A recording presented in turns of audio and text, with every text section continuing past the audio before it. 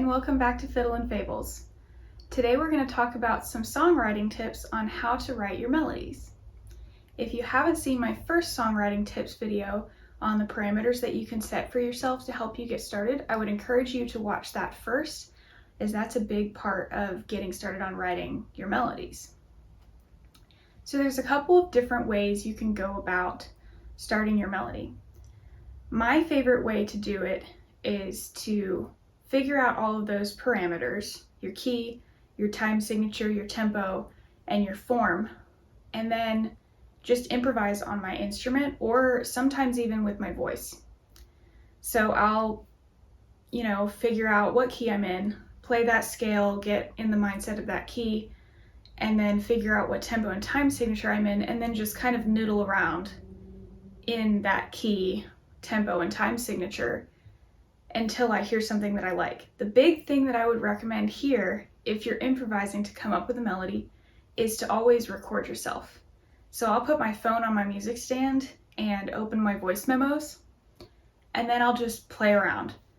And sometimes not everything that I play sounds that great. I don't usually use all of it.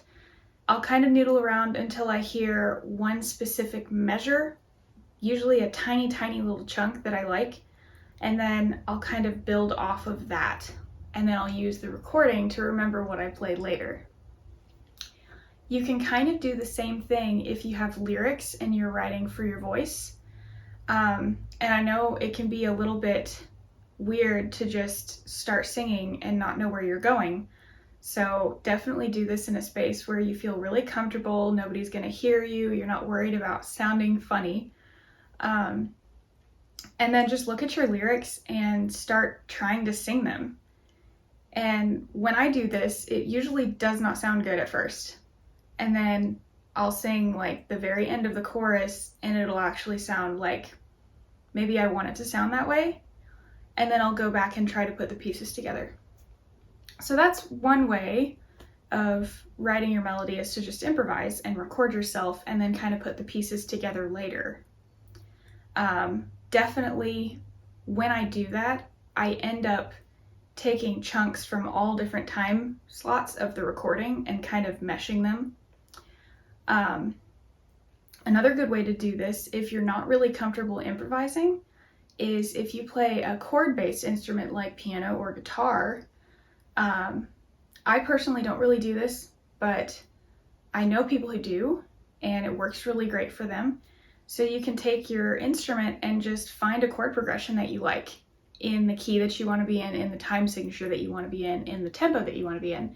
And you can figure out your chord progression first and then build your melody off of the chord progression. Because when you have a chord progression, that kind of limits your note choices to notes that are within the chord, unless you're wanting to have a dissonant note on purpose in a specific part of the song. But it definitely gives you a little bit more of a guideline to go off of when you're writing your melody.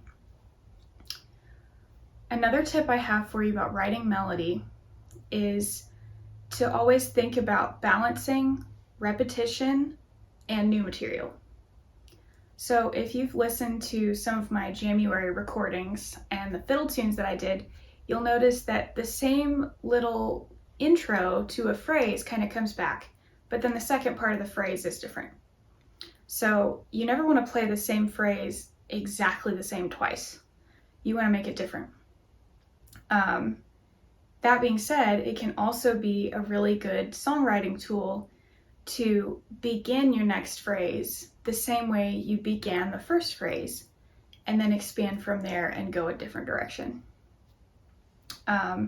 You also want to watch out for making sure the different sections of your song are significantly different from each other so that it doesn't feel like you've written the same thing over and over.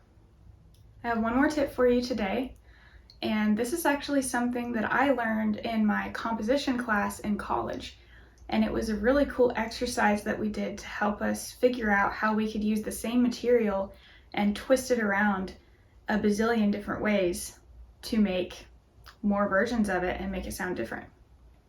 So what you're going to do is you're going to take just a tiny snippet of melody that you like, 1 measure to 2 measures at the most. It really doesn't have to be long at all. And I like to do this in a music notation software. If you do better just messing around by ear with a recording on, that's totally fine.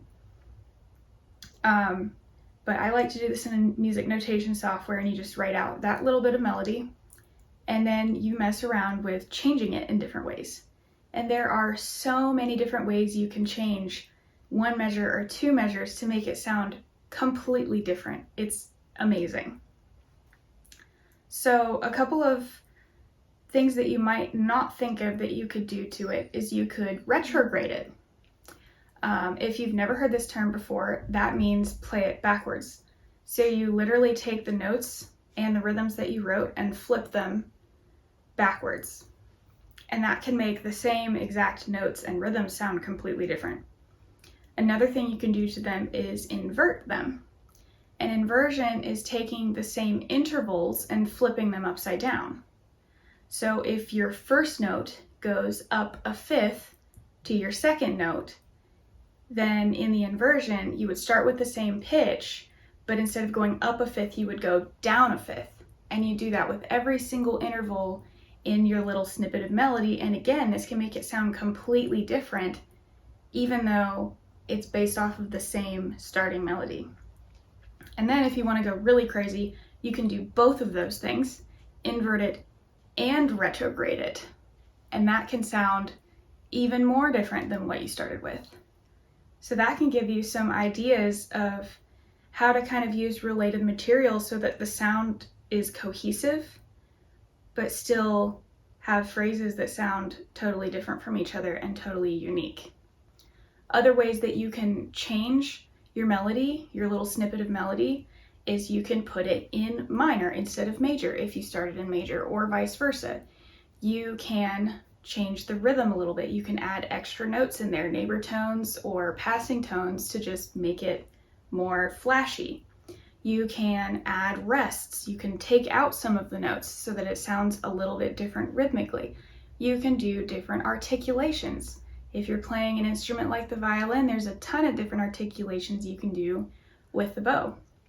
So I would encourage you to take your little snippet of melody and do what we did in my composition class, which is come up with 100 different ways of playing those 2 measures.